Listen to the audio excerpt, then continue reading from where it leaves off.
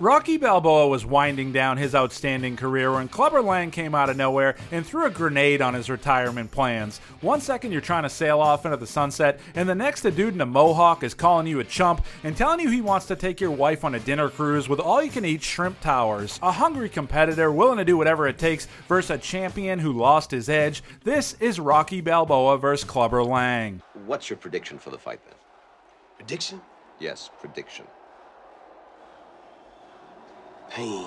We open on Rocky defending his title by annihilating this poor bastard. Looks like he fell down a trap door, hit him with the Rockettes on roller skates, and that's just the beginning as Rock is straight up pulverizing dudes. But these ain't exactly top caliber guys that Rocky is taking down. Take this gentleman for example, who gives the classic, I'm boxing, oh wait, I'm dead. And while everyone seems to be having a grand old time, Clubber Lang is heated. He knows he would wipe the floor with Balboa, but they won't return his calls, so he takes his anger out on his opponent. And goodness gracious, that's a murder 2 charge. Rocky is putting guys into a credit line while Clubber is putting them into a heaven line. Donate your money to a good cause versus donate your organs to a stranger because it's amazing grace time for you, champ. And you can't get more opposite than this. One guy's rolling around playing tonsil hockey in a sweater that could be in a Phil Collins video, and the other is hitting the guy so hard he deuces himself through the ropes. And Clubber's letting it be known. He's like, you tell Balboa I'm looking for him. And Mick is like, hell, I'm too old for this shit. But Rocky isn't looking to fight a man with bigger traps than the British Open. In fact, the only thing he is looking at is a statue the city of Philadelphia unveils that looks like someone gave him a swirly into a toilet full of Vidal Sassoon. Rocky tells everybody he's thinking about retiring, but you can tell his heart really isn't into it. Like when you swear off carbs on January 1st and then you're like, alright, what I really mean is no breadsticks after 4. That's fair, right? Clubber Lang busts through the crowd and is like, yeah, you get out while you can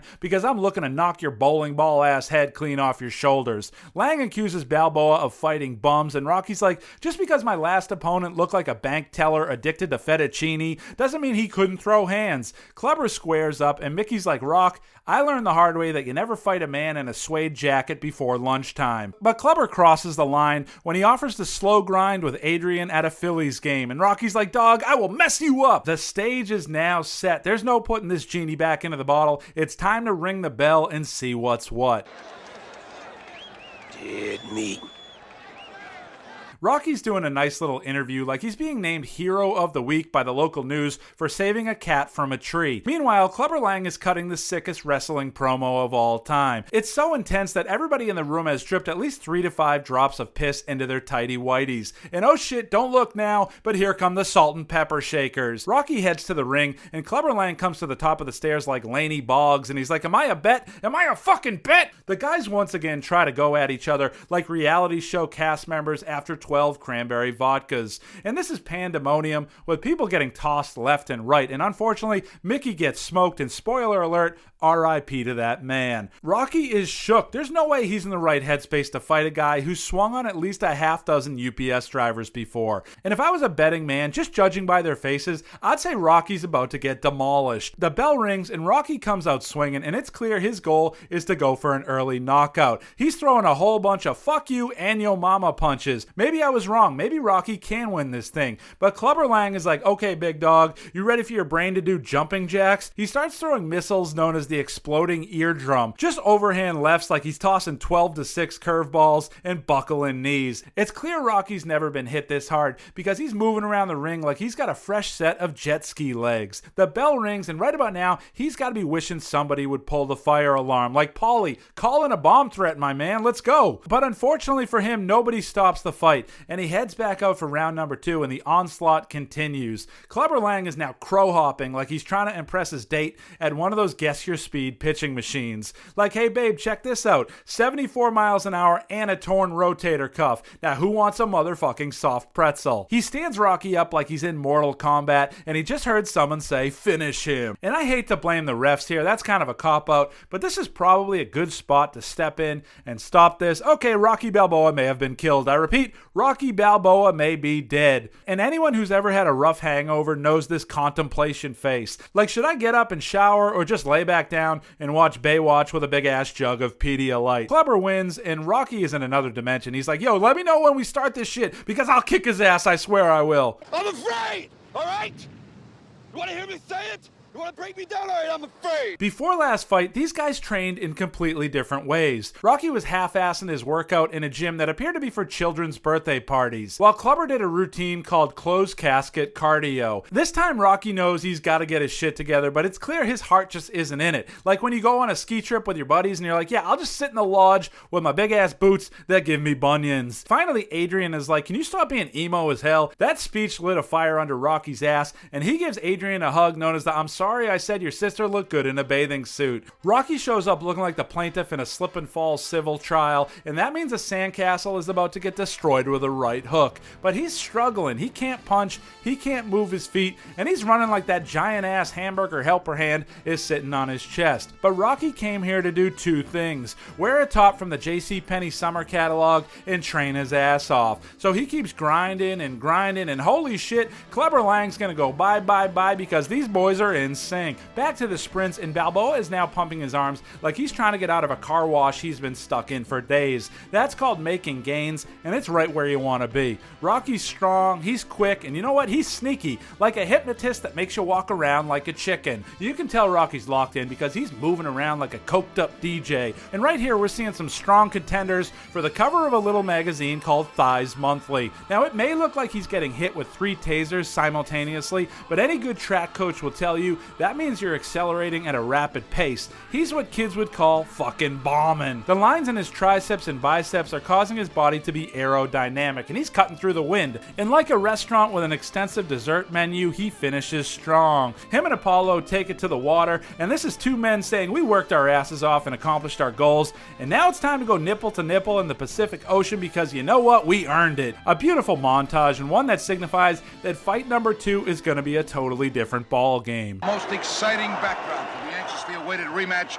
between the former champion Rocky Balboa and the reigning heavyweight champion Clubber Lang. The guys are getting ready for the action, and like a nurse about to insert a catheter, the prediction is pain. Rocky enters like a dude on mushrooms, frantically searching for the walrus man he saw on a previous trip. But he chills his nerves, and in that bathrobe, he's looking like Susan coming down for breakfast on Mother's Day. Clubber enters, and fucking Jack Ruby pops out of nowhere, and that is one way to get your chest cracked into 1,000 puzzle pieces. Rocky says a quick prayer that says, Lord, please don't let my head get double bounced off the mat tonight. He comes out wearing Apollo's American flag shorts, and you can tell he's locked in. He's not going for the home run, just trying to make contact. Slap, slap, slapping the base like Peter Clavin. Clubber's getting riled up and is using more wild swings than a volcano sex party. But Rocky isn't taking the bait, and he uses Clubber's aggressiveness against him. The round ends, and Clubber is straight up malfunctioning. Like if you saw this guy at the DMV, you'd be like, yeah, you know what? I don't even need a fucking license. I'm gonna walk to work for the rest of my life. At this point, Rocky's feeling good. Dude is shimmying like Antoine Walker after nailing a 3-ball. But Clubber Lang goes into his bag of older brother moves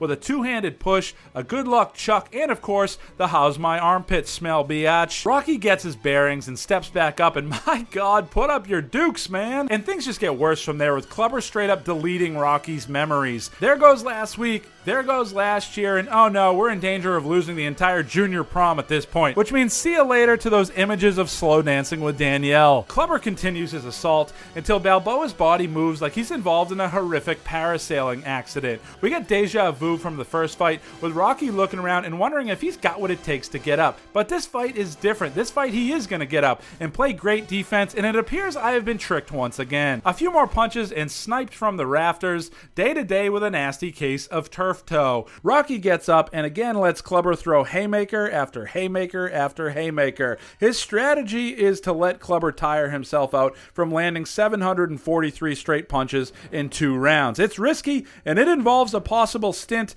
in a coma, but it's just so crazy it could work. Rocky doubles down on that and starts talking all kinds of shit. And Clubber's like, how many times do I have to break your eye socket? Round 3 begins, and Rocky once again starts strong, but once again, his head is in danger of getting permanently dented. But even though he's getting wrecked, he's talking that shit. And look at this cocky ass move. Clubber Lang is now throwing absolute brain bleeders. I'm talking good old fashioned smelling salt swings. But they must have knocked something loose in Balboa's head because he loves it. He's like, dog, you should be running a lemonade stand with soft ass punches like that. that. And if Clubber was doing the older brother moves earlier, this is the classic younger brother move. Like, hey big man, here's some sack sweat for you, catch me if you can. From there, Rocky goes on the attack. Head body, head body. This dude is throwing bombs with a vengeance. This is personal for him. He wants to make sure he ends this once and for all. So Clubber doesn't show up to Chuck E. Cheese trying to DDT his kid into a Papa Shop machine. He throws a vicious right, and Clubber stays down because he realizes he's fighting a man with more loose screws than a Ferris wheel covered in police tape. Rocky wins his championship belt back